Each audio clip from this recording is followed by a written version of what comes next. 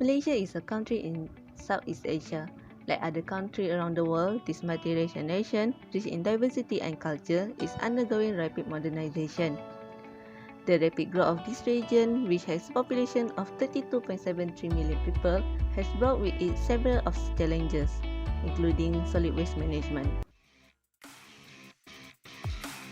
Across the country, particularly in Klang Valley, several illegal waste segregation plants and landfills are popping up. The presence of illegal plastic waste for developing countries worsens the situation. The presence of this illegal rubbish has sparked concern among the people. Will this country become a landfill for developed countries? According to a report, household waste segregation is very poor among Malaysians. The mixing of the garbage with recycled material has led in rise in the amount of garbage in landfills. An act has been enacted to encourage citizens to separate solid waste from recycled materials. Despite this, household waste segregation remains poor and unsatisfactory. In comparison to other countries, the separation of solid waste or garbage in Malaysia is very easy and simple. There are two options for accomplish this. First, separate your waste. Second, apply 3R in daily life, which is reduce, reuse, and recycle.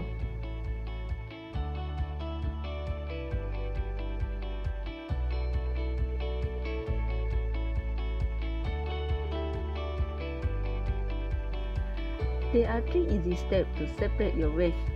First is, separate according to the types. Second, temporarily store them in suitable containers. 3. Place them next to garbage bin on collection day. The next video will explain in detail how you apply these 3 steps. First of all, you need to be able to distinguish between residual waste and recyclable waste. Residual waste includes food scraps and wet materials, like used diapers, tissues, and even greasy pizza boxes, which will be sent to landfills to decompose. Recyclable waste, however, is classified into 3 categories: paper, plastic, and others. The amount of things that can be recycled are more than you think. When they say paper, they actually mean anything made out of paper. Boxes, receipts, magazines, juice boxes, newspapers, envelopes, cardboard, and your good old A4 papers. Just try to be helpful and flatten those boxes first. We don't have to worry about the plastic being attached to the envelope. During the pulping activity, all the foreign materials and attachments, including the plastics, everything will be taken out, and only the papers will be in recycled paper.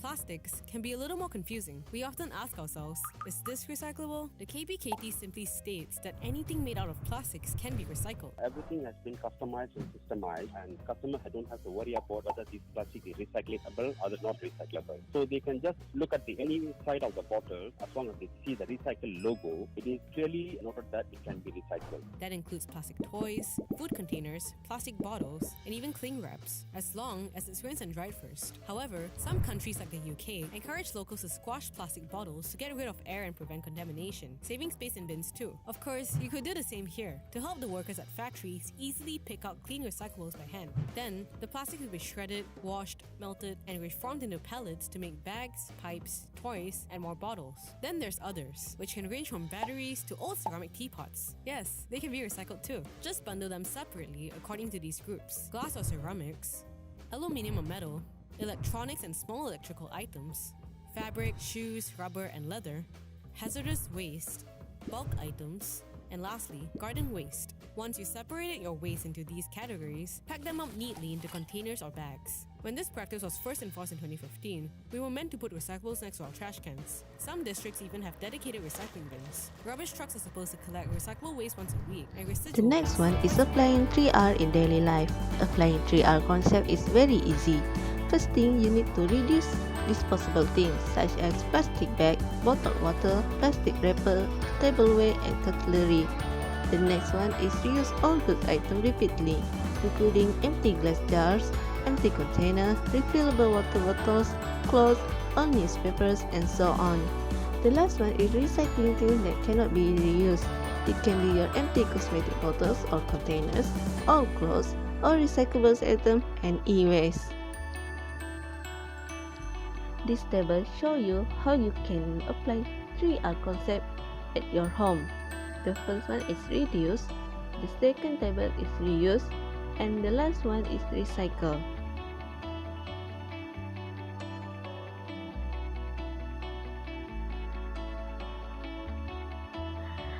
Reduce is choosing to use things with care in order to lessen amount of waste generated. It encourages to use fewer disposable appliances in order to minimize the amount of waste generated. Reuse is repeated use of item or part of item which still have usable aspect. It encourages to reuse or store products that are still in good condition for other purpose. Cycle is a process of converting waste material into new material and object.